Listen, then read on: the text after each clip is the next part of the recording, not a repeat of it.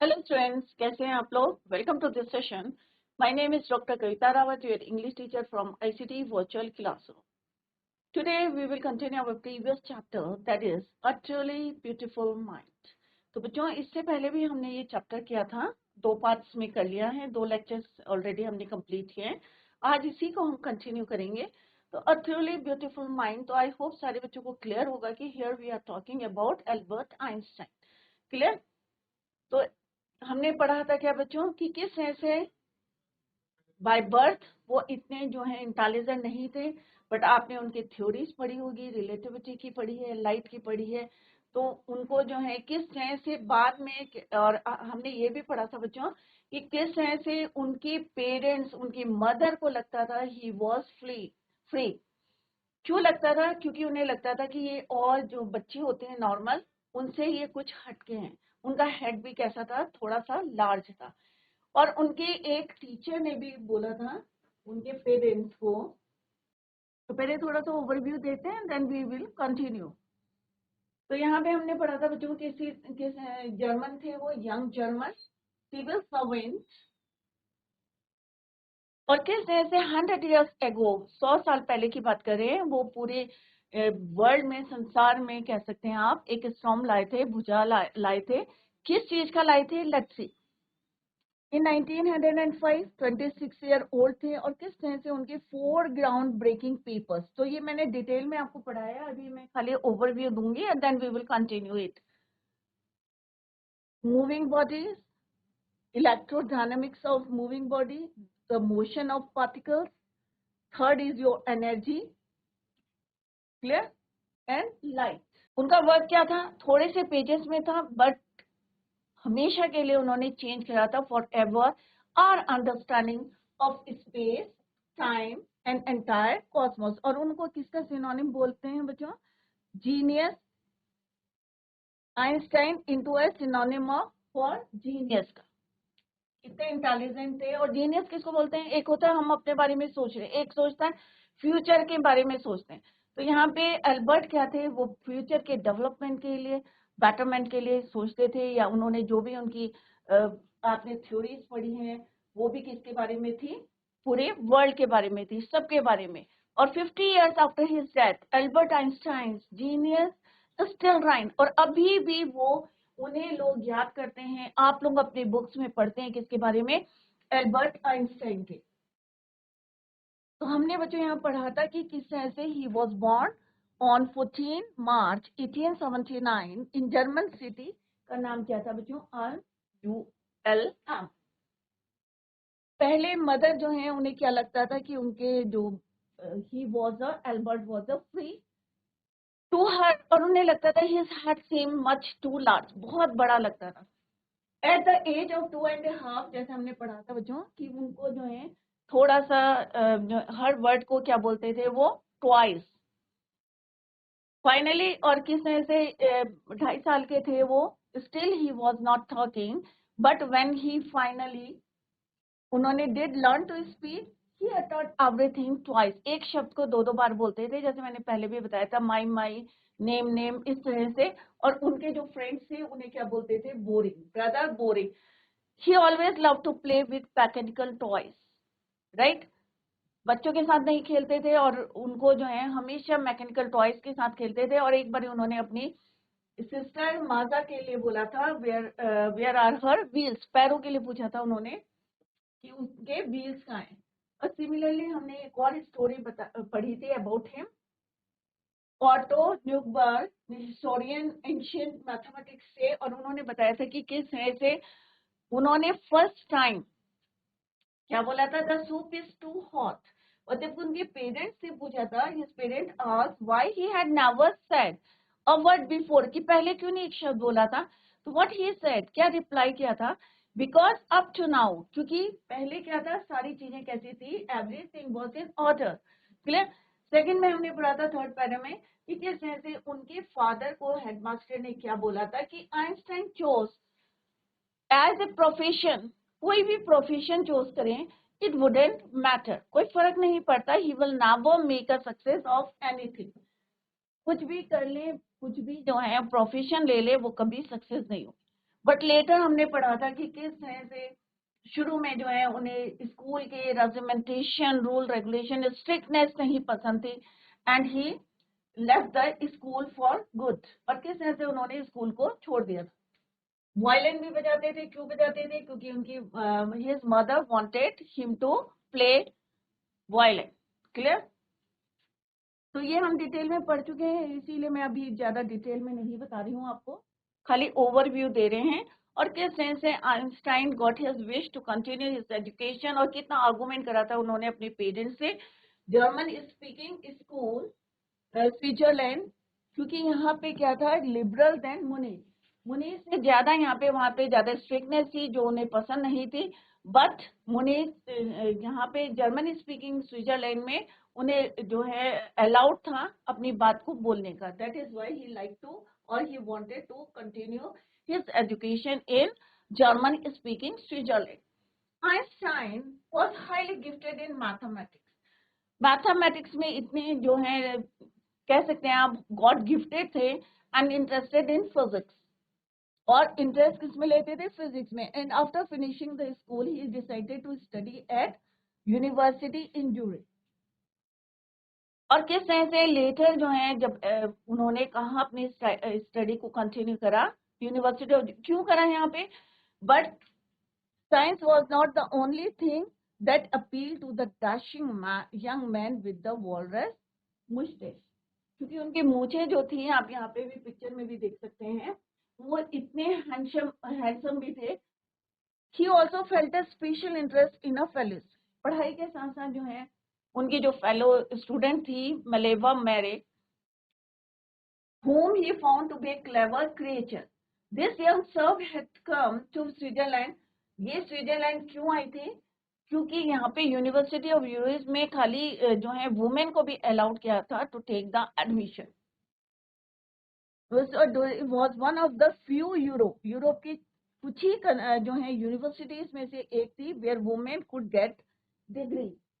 Einstein saw in her an ally against the Philistines, those people in his family at the university with whom he was constantly at odds, क्योंकि उनके जो विचार थे किसी से मिलते नहीं थे, चाहे वो जो है फैमिली मेंबर्स थे, चाहे उनके कोलीग्स थे। The couple fell in love, और दोनों जो है they fell in love. Later survive, और जैसे मैंने आपको पहले भी बताया था कि उनके लेटर कैसे होते थे बच्चों, साइंस मिक्सिंग, वर्ड्स कैसे यूज करते थे, साइंस के वर्ड्स यूज करते थे। वह एक लेटर यहाँ पे डिस्कस किया गया है, ही रोट टू मलेवा, क्या लिखा बच्चों उन्होंने? How happy and proud I shall be when we both have brought our work on relativity to a victorious conclusion.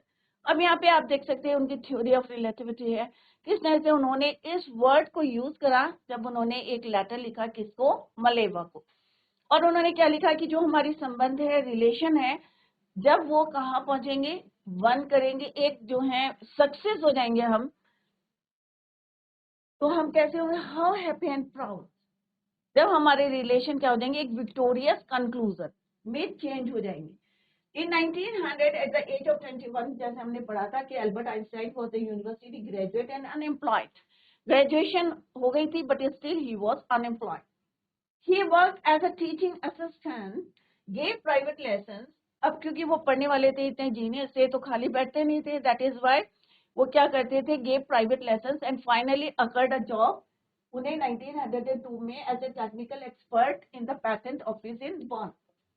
जब वो जो है दूसरों के पेपर्स के या एनालिसिस कर रहे थे डिस्कवरीज के, उसी समय एट द सेम टाइम वो अपनी भी डिस्कवरीज कर रहे थे, invention. While he was supposed to be assessing others people's invention, Einstein was actually developing his own ideas in secret. चुपचाप कर रहे थे, किसी को उन्होंने बताया नहीं था। He is said to have jokingly called as a desk drawer, और एक उनका ड्रॉयर था, और उन्होंने एक फनी वे में जो है जोकिंगली क्या बोला था, ब्यूरो ऑफ थ्योरेटिकल फिजिक्स, जहाँ पे वो अपनी सीक्रेट जो अपनी डिस्कवरीज इन्वेंशंस करते थे वो पेपर्स को रखते थे। One of the famous papers in 1905 was Einstein's special theory of relativity according to which the time and distance are not absolute. Absolute means not in relation. और उनकी जो ये थ्योरी थी, थ्योरी ऑफ रिलेटिविटी, आप physics में पढ़े होंगे बच्चों, कि उन्होंने व्हाट ही सेड, क्या बोला था उन्होंने 1905 कि टाइम और डिस्टेंस जो है क्या है, आर नॉट एब्सोल्यूट, कोई रिलेशन नहीं है. और इसके लिए उन्होंने एक एग्जांपल दी थी कि अगर accurate clocks will be continue to show the same time, अगर दो घड़ी ली है आपने, क्लॉक ली है और सेम टाइम दे रहे हैं, if they come together again after a journey, if one of them, और अगर वो जो है जो जर्नी दी है और came together again after a journey, if one of them has been moving very fast, एक तेज से चल रहा है और एक की स्पीड थोड़ी कम है, तो ऑब्वियसली टाइम और स्पीड क्या होगा, उसमें कोई रिलेशन नहीं होगा. Clear? Time and distance. From this followed the world's most famous formula which describes the relationship between mass and energy. और इससे उन्होंने एक जो है फॉर्मूला बनाया. क्या फॉर्मूला है बच्चों? यहाँ पे word meanings are given here. Liberal means, जैसे अभी मैंने बताया था आपको, अपने बोलने का अधिकार. Liberal, willing to understand and respect others opinion. क्योंकि इससे पहले उन्होंने मनीष में एडमिशन लिया था, स्कूलिंग करी थी, तो वहां पे जो रेजिमेंटेशन था, स्ट्रिक्टनेस थी, वो उन्हें पसंद नहीं था. बट जर्मन स्पीकिंग स्विट्जरलैंड के जो स्कूल थे कैसे थे वो बच्चों, थोड़े से लिबरल थे, जहां आपको समझते थे और बोलने का अधिकार था. अलाउड टू से your opinions. Tenderness means softness. Appeal means light. Philosophy is one who does not like art, literature और म्यूजिक. नेक्स्ट है फॉर्मूला क्या था, E is equal to mc square. E is for energy, m is for mass, c is for speed of the light. अब speed of light in vacuum क्या होती है बच्चों, fix होती है, दैट इज योर 300,000 किलोमीटर पर second. Clear? तो उनका फॉर्मूला क्या था, E is equal to mc square, जो आप फिजिक्स में पढ़ते हैं, और it is very famous, world famous formula है. E stands for energy, M stands for mass, C stands for speed of the light in a vacuum. अब यहाँ पे एक और एग्जांपल दिया, अगर किसी की समझ में नहीं आया है. When you sit with a nice girl, अब उन्होंने यहाँ पे क्या दिया है कि अगर आप किसी अच्छी लड़की के साथ बैठे for 2 hours, तो आपको वो समय भी कैसा लगता है, कम लगता है, like 2 minutes. When you sit on a hot stove for 2 minutes, और अगर तुम हॉट स्टोव में बैठी हो, ऑब्वियसली आपको वो 2 सेकेंड भी कैसे लगेंगे, आपको कई आवर्स के बराबर लगेंगे. 2 मिनट्स भी कई आवर्स के. It seems like 2 hours.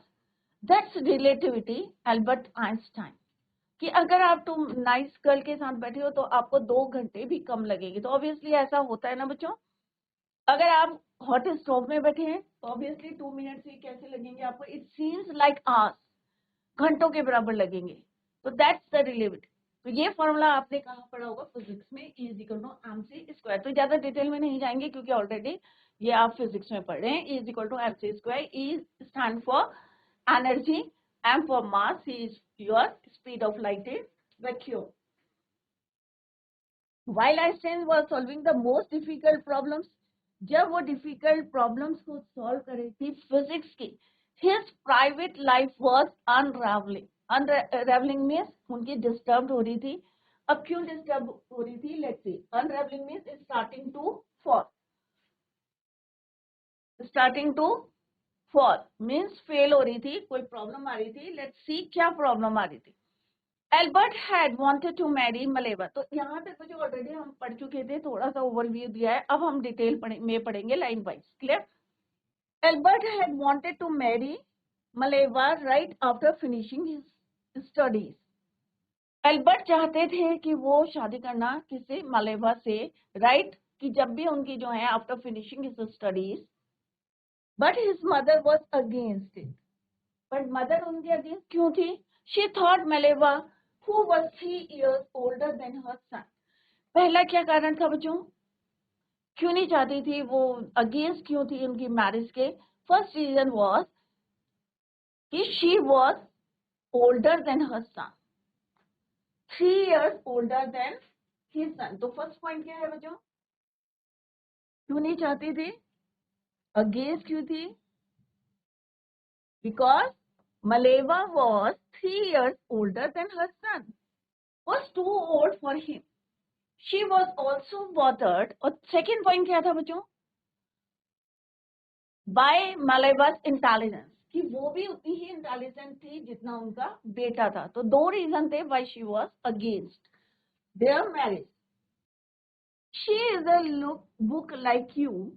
तो उन्हें लगता था कि जितना इंटेलिजेंट उनका बेटा है उतने ही इंटेलिजेंट कौन है? मलेवा. His mother said, Einstein put the wedding off. और इस तरह से उन्होंने डिसाइड करा कि भाई वो मैरिज नहीं करेंगे. Einstein put the wedding of. तो यही रीजन था why his private life was अनरावलिंग, कि किस तरह से डिस्टर्ब हो रही थी. क्यों हो रही थी? क्योंकि उनकी मदर नहीं चाहती थी. She was against their marriage.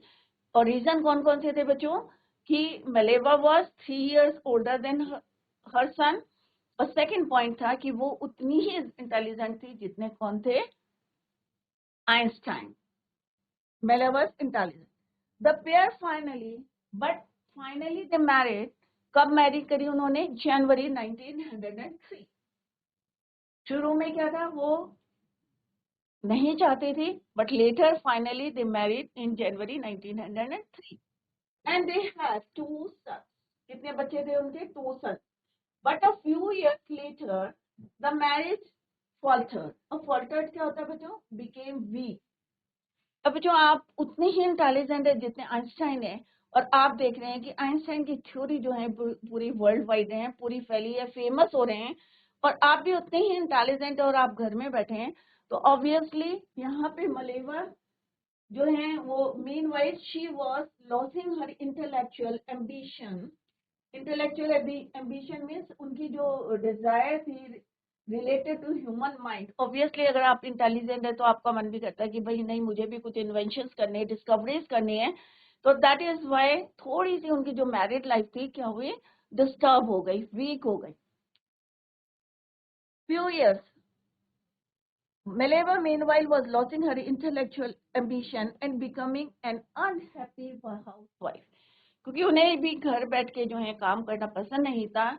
She wanted to do, कुछ काम करना चाहती थी, इन्वेंशन करना चाहती थी. After years of constant fighting, आपस में काफी जो है आर्गुमेंट हुए उनके, द कपल फाइनली डिवोर्स इन 1909. तो बच्चों यहाँ पे कुछ पॉइंट्स हैं जिनको मैं हाईलाइट कर रही हूँ कि 1905 जनवरी में उनकी मैरिज हुई थी. और डिवोर्स कब हुआ था बच्चों? in 1919. Einstein married his cousin. और लेटर किससे शादी करी उन्होंने? अपनी कजन से, एल्सा. द सेम ईयर, जिस साल उनका डिवोर्स हुआ था, सेम ईयर ही married his cousin Elsa. The same year. तो इट मीन्स कब करी थी बच्चों? 1990. Married his cousin. तो सेकंड मैरिज किससे करी थी उन्होंने बच्चों? ये कुछ पॉइंट्स हैं, फैक्ट्स हैं, वो आपको याद करना है. द मेलेवा के साथ कब मैरिज हुई थी बच्चों? जनवरी 1903. They had 2 sons. क्लियर? धीरे धीरे उनकी जो मैरिज लाइफ थी क्या हो रही थी? फॉल्टर्ड हो रही थी, वीक हो रही थी. क्यों हो रही थी? क्योंकि मलेवा को लगता था कि she was losing her intellectual ambition, desire and becoming an unhappy housewife. Clear? काफी आपस में जो है उनका आर्गुमेंट हुआ, कांस्टेंट फाइटिंग हुई, and finally they decided to divorce. और कब लिया divorce? In 1990. In the same year ही मैरिड, किससे शादी करी? His cousin Elsa. तो ऑब्वियसली कौन से ईयर में करी? 1990. क्लियर बच्चों? तो ये याद करते रहे आप लोग. और मदर क्यों उनकी अगेंस्ट ही शादी के? उन्हें यही लगता था, और वही रीजन जो है आगे उनकी जो मैरिज लाइफ थी वो वीक क्यों हुई, फॉल्टर्ड क्यों हुई. दैट्स द रीजन कि वो भी उतनी ही इंटेलिजेंट थी और उन्हें लगता था कि she was losing her intellectual, जो डिजायर है, जो इच्छा है उनकी, right, and becoming an unhappy housewife. Einstein's new personal chapter coincided with his rise to the world fame. In 1915, he had published his general theory of relativity. On the other hand, किस तरह से उनका new जो personal chapter था, अब कैसे start हो गया था और किससे कोइंसाइड कर रहा था, उनकी पॉपुलैरिटी से, which is rise to world fame. तो इधर उनकी जो है नया चैप्टर शुरू हुआ लाइफ का, किसके साथ बच्चों, अपनी कजन के साथ. उन्होंने फिर से शादी करी थी. और on the other hand rise to his rise to world fame, इतना फेमस हो रहे थे वर्ल्ड. In 1905 उन्होंने पब्लिश करी अपनी journal theory of relativity which provided a new interpretation of gravity. और इसके थ्रू जो है उन्होंने वर्ल्ड में क्या एक इंटरप्रेट करा, the new interpretation of gravity. सबको पता है ग्रेविटी जो है फिजिक्स में पढ़ा होगा अपना. And eclipse of the sun in 1919 brought proof. और ये जो है डिस्टेंस उन्होंने पहले ही कैलकुलेट करके रखा था. और जब सोलर इक्लिप्स, अभी हम पढ़ेंगे बच्चों यहाँ पे, prove that it was accurate. 1919 में जो उनकी थ्योरी थी, जो उन्होंने कैलकुलेशन करा था डिस्टेंस, वो जो है क्या था, इट वाज एक्यूरेट, सही था. Einstein had correctly calculated in advance. लोगों ने बाद में उसको कैलकुलेट करा, पर आइंस्टाइन ने उसको अपना पहले ही कैलकुलेट करा था. In advance, the extent to which the light from fixed stars would be deflected through the sun's gravitational field. अब उन्होंने क्या कहा कि जो लाइट कहाँ से आती है, सन से डिफ्लेक्ट होती है. कहाँ से डिफ्लेक्ट होती है, कि सन का क्या है वो, सन ग्रेविटेशनल फील्ड, वहां पे पहुंच के जब डिफ्लेक्ट होती है द न्यूज़पेपर. तो वो डिस्टेंस उन्होंने पहले ही इन एडवांस क्या करा था, कैलकुलेट करके रखा था. और बाद में जब वो थ्योरी जो है उनकी किस तरह से लोगों ने कैलकुलेट करा, साइंटिस्ट ने, तो ये फाइंड आउट करा कि it was accurate. The newspaper proclaimed his work as a scientific revolution. और सारे जो जितने न्यूज़पेपर थे सबने क्या डिक्लेयर करा, प्रोक्लेम करा उनके वर्क को, कि ये एक साइंस की फील्ड में क्या लाए, एक क्रांति लाए हैं, रिवोल्यूशन. कौन सी थ्योरी बच्चों, उनकी थ्योरी ऑफ रिलेटिविटी. उन्होंने क्या करा, provided a new interpretation of gravity. और क्या उन्होंने कैलकुलेट करा था, correctly calculated in advance the extent to which the light from fixed star. जो फिक्स्ड स्टार से जो लाइट आ रही है, सबको पता है हमारे क्या है, स्टार्स क्या है, हमारे फिक्स हैं. तो वहां से जो लाइट आ रही है सोलर ग्रेविटेशनल फील्ड पे डिफ्लेक्ट होके जा रही है. The distance he already calculated and it was correct. Einstein received the Nobel Prize for Physics in 1921. अब इनको जो है नोबेल प्राइज कब मिला था बच्चों, 1921. तो ये एक जीके का क्वेश्चन भी है बच्चों. नोबेल प्राइज कौन से में मिला, 1929 इन फिजिक्स. तो ये भी क्वेश्चन आता है कि फिजिक्स में 1921 में किसको नोबेल प्राइज मिला, आइंस्टाइन, एल्बर्ट आइंस्टाइन को. या एल्बर्ट आइंस्टाइन को कि in which year he received Nobel Prize. So 1921. He was showered with honors. He was showered with honors and invitations from all over the world. All over the world. पूरे world में किस तरह से उनको honours, respect, invitations जो है मिल रहे थे from all over the world, showered हो रहे थे. And lauded by the press. अब lauded by the means admired. जिस तरह से लोग जो है उनको जो है प्रेस कर रहे थे, अप्रिशिएट कर रहे थे, सिमिलरली प्रेस भी जो है उनको एडमायर करी थी, अप्रिशिएट कर रही थी. क्लियर. तो यहाँ पे हमने क्या देखा बच्चों, कि किस तरह से ऑन द वन हैंड किस तरह से वो जो है प्रॉस्परस कर रहे थे, या अपनी जो है किस तरह से solving the most difficult problem. But on the other hand his private life was unravelling. किस तरह से जो है वीक पड़ी थी. And he wanted to marry Mileva, but उनकी जो मदर थी, she was against it, against their marriage. Right. क्यों नहीं चाहते थे, दो रीजन मैंने आपको अभी बताया बच्चों. क्योंकि She was 3 years older than her son. And second की Millever's intelligence. उन्हें लगता था कि वो भी उतनी ही इंटेलिजेंट है like Einstein. Finally, they married in 1903 and they had 2 sons. But कुछ साल बाद जो है few years later जो उनकी मैरिज थी कैसी हो गई, वीक हो गई. क्यों हो गई? क्योंकि उनको लगता था she was losing her intellectual desire या ambition and becoming an unhappy housewife.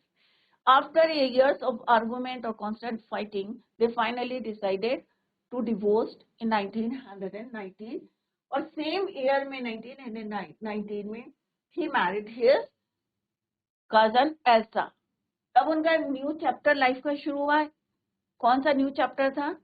Second जो उनकी शादी हुई थी, second marriage with cousin Elsa. और ऑन द अदर हैंड उनकी जो फेम हो रहा था, इतना जो फेमस हो रही थी उनकी थ्योरी, तो दोनों जो है कोइंसाइड कर रही थी.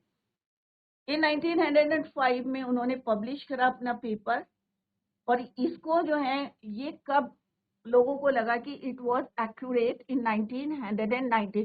तो आप देख सकते हैं कि एडवांस में किस तरह से उन्होंने कैलकुलेट करा था द डिस्टेंस.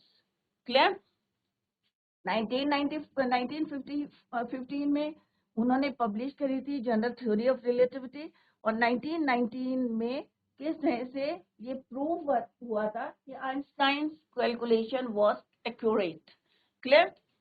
नेक्स्ट है when the Nazis came to power in January 1933. जब नाजिस जो है पावर में आए थे और किस तरह से जर्मनी में इन 1933. हमें पता है कि कौन है ये? जर्मनी के जो हैं आइंस्टाइन बॉर्न हुए थे जर्मन में इन 1933. जब नाजिस ने वहां पे अटैक किया था. When Nazis came to power in Germany in 1933, Einstein immigrated. अब यहाँ पे बच्चों क्या है? एक वर्ड है immigrated. तो what is the meaning of this word immigrated? जब एक कंट्री से दूसरे कंट्री में हम शिफ्ट होते हैं, माइग्रेट होते हैं, उसको बोलते हैं इमिग्रेटेड या emigrated, right, to the United States. तो यहाँ पे आइंस्टाइन ने जैसे ही नाजिस जो है they came to power in Germany 1933, he decided immigrated या शिफ्ट होना कहाँ पे? To the United States. German से कहाँ चले गए वो? यूनाइटेड स्टेट्स में. क्यों गए थे? क्योंकि Nazis came to power in Germany 1933. 5 years later, the discovery of nuclear fission. Nuclear जो है फिजन मीन्स ब्रेक बम जो है न्यूक्लियर फिजन इन बर्लिन. तो 5 साल बाद इमिग्रेटेड मीन्स हैबिटेट. क्लियर? तो 5 साल बाद after 5 years the discovery of nuclear fission in Berlin. तो उन्हें पता चला कि किस तरह से बर्लिन में न्यूक्लियर फिजन जो है had American physicist in an approach. तो जैसे उन्हें पता चला कि बर्लिन में क्या बनाया जा रहा है, न्यूक्लियर फिजन का एक्सपेरिमेंट हो रहा है, तो अमेरिकन जितनी फिजिस्ट थे इन एन अप्रोच सब जो है थोड़ा सा क्या हो गए? अपसेट हो गए. क्योंकि उन्हें पता था कि एक जो है न्यूक्लियर बॉम्ब या न्यूक्लियर फिजन से कितना लॉस होगा, चाहे वो ह्यूमन बींग्स की है चाहे कोई भी प्रॉपर्टी है, कितना लॉस होगा. तो that's why all the American जितने भी फिजिस्ट थे in an uproar means they became very upset. Many of them had fled from fascism just as Einstein had. Now they were afraid the Nazis could build and use an atomic bomb. Fascism means an ideology of Nazis in world. अब कई लोग जो थे वो दे flat from there. अब वहां से सब जो है शिफ्ट हो गए. जैसे आइंस्टाइन हुए थे, आइंस्टाइन कहाँ से हो गए थे? जर्मन से. कहाँ चले गए थे? यूनाइटेड स्टेट्स में, राइट. और उन्हें डर था, they were afraid the Nazis could build, कि उन्हें डर था कि नाजिस जो है कोई बॉम्ब ना बनाए, nuclear bomb, and use N atomic bomb. और क्योंकि obviously they came in power, कि वो पावर में आ गए थे, तो उन्हें डर था कि कहीं ये एक बम बना ले, एटॉमिक बम, और उसको यूज करें हमारी कंट्री के लिए. Clear? At the urging of colleague, urging means request, कि उनके कुलीग ने उनसे क्या करी, रिक्वेस्ट करी. आइंस्टाइन रोट अ लेटर, और उन्होंने फोर्स किया आइंस्टाइन को to wrote a letter to American president. उस समय अमेरिकन प्रेसिडेंट कौन थे बच्चों, Franklin D Roosevelt. On 2 August 1939, तो आइंस्टाइन ने, उनके जो है कुलीग्स ने उनको फोर्स करा to write a letter to American president. और क्या नाम था बच्चों उनका, फ्रैंकलिन डी रूजवेल्ट. कौन सी डेट में लिखा, सारे जो है फैक्ट्स आप याद करेंगे. 2 अगस्त 1939. इन विच, अब उसमें क्या लिखा, let's see. In which he warn, अब उन्होंने वार्न करा, a single bomb of this type. उन्होंने कहा इस टाइप का अगर बॉम्ब जो है बिल्ड हो जाता है तो क्या उसके कॉन्सिक्वेंसेस होंगे. Exploded in a port might very well destroy the whole port. अगर वो बॉम्ब पोर्ट में डिस्ट्रॉय किया, एक्सप्लोड किया जाता है, तो not only that part of the port together with some of surrounding territory, port तो जाएगा ही जाएगा, डिस्ट्रॉय होगा. ऑन द अदर हैंड जो जितनी उसकी सराउंडिंग टेरिटरी है वो भी क्या होगी, सारी डिस्ट्रॉय हो जाएगी. क्लियर. तो ये किसने कहा बच्चों, Albert Einstein wrote a letter to American President Franklin D. Roosevelt.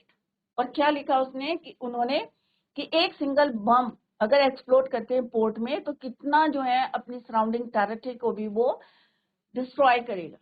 तो बच्चों अभी जितना पढ़ाया है सारे फैक्ट्स आप लर्न करें, क्योंकि later we will discuss the question answer.